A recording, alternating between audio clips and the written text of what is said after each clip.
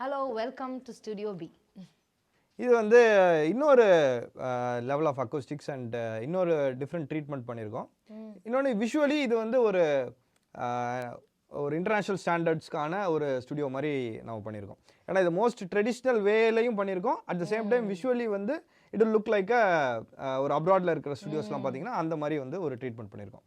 Okay. ஏன்னா இங்கே வந்து பார்த்தீங்கன்னா we are doing multiple works here. இங்கே வந்து பாட்காஸ்ட் பண்ணுறோம், ஆடியோ புக்ஸ் பண்ணுறோம், ஒரு ஷூட்டிங்ஸும் பண்ணுறோம்.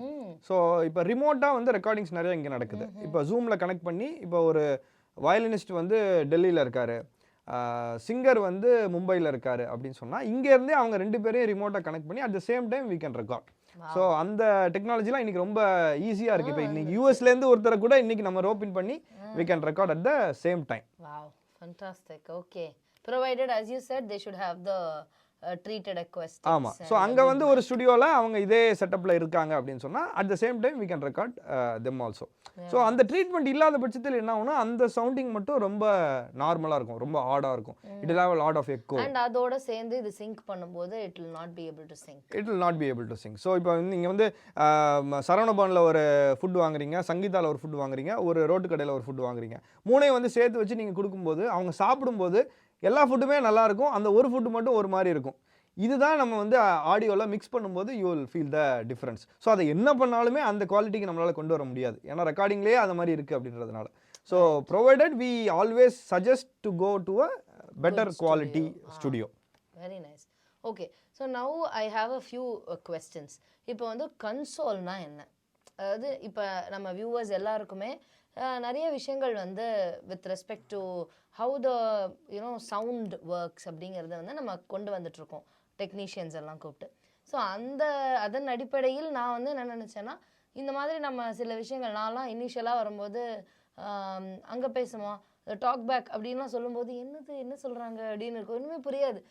அது வந்து புரிஞ்சுக்கும் போது ஓ இதை தான் இப்படி சொல்கிறாங்களா, அதான் அப்படி சொல்கிறாங்களா அப்படின்னு. So I wanted to put it out there for all of us so that we'll know what actually all of these terms mean. Sure.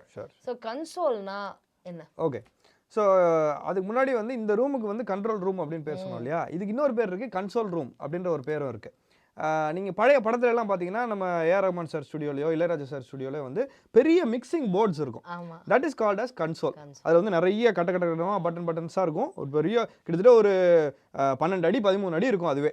So அது ரூமே அது ஃபுல்லாகிடும். அதை வந்து முன்னாடி காலத்தில் அதை யூஸ் பண்ணால் மட்டும்தான் எல்லா ஹார்ட்வேரையும் உள்ளே கொண்டு வந்து இங்கே ரெக்கார்டிங் பண்ண முடியும். ஆஃப்டர் டிஜிட்டல் அட்வான்ஸ்மெண்ட் அந்த கன்சோல் தேவைப்படாமல் போயிடுச்சு. ஏன்னா எல்லாமே கம்ப்யூட்டருக்குள்ளே வந்துருச்சு. ஸோ ஒரு கம்ப்யூட்டர்லேயே எல்லா மைக்ரோஃபோனையும் ஒரு 128 மைக்ரோஃபோனை நான் இதிலே ரெக்கார்ட் பண்ணலாம், ஒரு சவுண்ட் கார்டு மட்டும் இருந்தாலே போதுமானது. அப்போ வந்து அந்த டெர்மினாலஜி வந்து கம்மியாக ஆகி இப்போ அது வந்து கண்ட்ரோல் ரூம் அப்படின்னு வந்துருச்சு. ஸோ கன்சோல் அப்படின்னா it is a mixing console. Mixing போர்டை தான் வந்து நம்ம கன்சோல் அப்படின்னு சொல்லுவோம். இன்றைக்கி வந்து அது கண்ட்ரோலர் இன்டர்ஃபேஸாக மாறிடுச்சு.